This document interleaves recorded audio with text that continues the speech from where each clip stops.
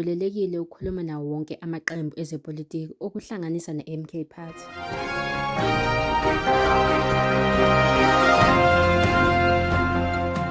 UMbalula uthe akaneme ngezinto eziningi ngesikhathi sokhetho kodwa wangeza ngokuthi lezi zikhalo kumele zibe khona kunoma yiluphi ukhetho futhi azinawo umthelela emiphumeleni. Ngakho siyayincoma i-IEC ngomsebenzi owenziwe kahle. Uthe i-ANC iyabancoma nabantu baseNingizimu Afrika ngokukhombisa amandla nokunyakazisa intando yabantu yakuleli. UMbalula wengeze ngokuthi imiphumela ikhombisa i-ANC esele iyinhlangano ethandwa kakhulu eNingizimu Afrika. Iqembu limi ku-40.22% lokwesekwa futhi seliseduze iningi elibalulekile ezifundazweni ezinhlanu, esho.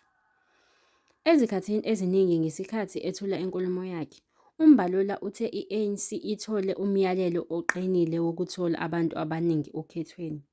Kodwa-ke, ukuwohloka kwayo kwakusho ukuthi kufanele kwakhiwe umfelandawonye ophethe. Uthe manje i-ANC izongena ezingxoxweni zokusebenzisana njengoba abantu baseNingizimu Afrika sebekubeke kwacaca ukuthi bafuna abaholi bezepolitiki babambisane. The final announcement of the 2024 national and provincial election results today in many ways represents a victory for our democracy as South Africans. It also represents a victory of our constitutional order, but more importantly, it represents a victory for all the people of South Africa. We have held another successful election that has been free, fair, credible, and peaceful. The independent, yes. Isigungu esiphezulu se-ANC sizoba nomhlangano ngoLwesibili bese kuthintwa indlela eya phambili ngemuva kwalokho. UMbalula uphinde wathi umthethosisekelo nomthetho yikhona okuzoqondisa iqembu kumadlelandawonye. Uphinde kubhekwe ukuthi yimaphi amadlelandawonye angasebenzela isifunda se-ANC. UMbalula uthe i-ANC ivulelekile ukukhuluma nawo wonke umuntu okuhlanganisa ne-MK Party. Yilapho esikhona sizifeza kanjani izithakazelo zabantu baseNingizimu Afrika kangcono. I-glue esihlakanisayo iNingizimu Afrika, esho. Siyakhuluma kodwa asincengi, asizonce ngamuntu. Asikwazi ukugqolozela njengamapigoko sibe singanikezwanga isikhundla sokudlala.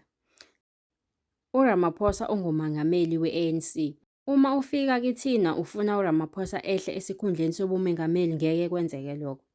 Leyo yindawo okungeyiyo. Uthe i-ANC izothatha amabhentshi aphikisayo uma kunesidingo. Ngeke sihlukunyezwe, kusho uMbalula. Futhi uzobona amabhentshi aphikisayo amakhulu kunawo wonke. Ngokungafani nezinkulumo zikasihlalo we-ANC uMnumzane Gwede Mantashe, uMbalula uthe i-ANC ayemangala ukuthi i-MK idle esizindeni sayo KwaZulu-Natal naseGauteng naseMpumalanga. Kodwa bebengalindele ukuthi lolu cezi luzovela libe likhulu njengoba lalinjalo. Uchaze uZuma njengamandla okumele abhekwe ngabovu. Wakhuluma nangendlela isimo sikaZuma esaqubuka ngayo, akunakuvinjwa. Akuzange kusiphathe kahle, kodwa kumsebenzele kahle. Uqhube wathi uZuma uvale isikhala somholi ongubaba KwaZulu-Natal. UMbalula uvumile ukuthi i-ANC yenze amaphutha okubalwa nokubusa. Uthe ukuvota kwabo ngaphakathi kubanyusele ekutheni bathole ukusekwa ngo-43%. Basebenze kanzima ukugwema leyo mphumela. UMbalula uthe ziningi izinto eziphambene nabo. Wakhala ngokuthi abezindaba basebenzise amagama ahlabayo ku-ANC. Njengoba singena kulolu khetho wonke umuntu besifuna phansi, kuhlanganisa nabezindaba, nani nenza indima yenu. Kodwa nikwenzile, kusho uMbalula ekhuluma nezintatheli. I-ANC inethimba eliholwa yiphini lakhe, uNkosazana Nomvula Mokonyane, elihlaziya imiphumela. Umsebenzi wethu wokuqala ukwenza izinto ngendlela, kusho uMbalula. Uqhube wathi i-ANC ingaqinisi ukuvuselelwa kwayo izoba senkingeni maduze. Kumele sizilungiselele indlela esisiyiqalile, izinto esixwayiswe ngazo umphakathi, abadala, usho kanje. Uqhube wathi i-ANC ngeke iyilahle imikhumbi ngoba bangu-6 million abantu abasazokholelwa kuyo. Sisamile sizobuya. Nokho ekugcineni uthe imiphumela yokhetho ikhombisa intando yabantu, i-ANC kumele yamukele leyo ntando. Izindaba zangalesi sikhathi obuzethulela uNyothika Maphumulo.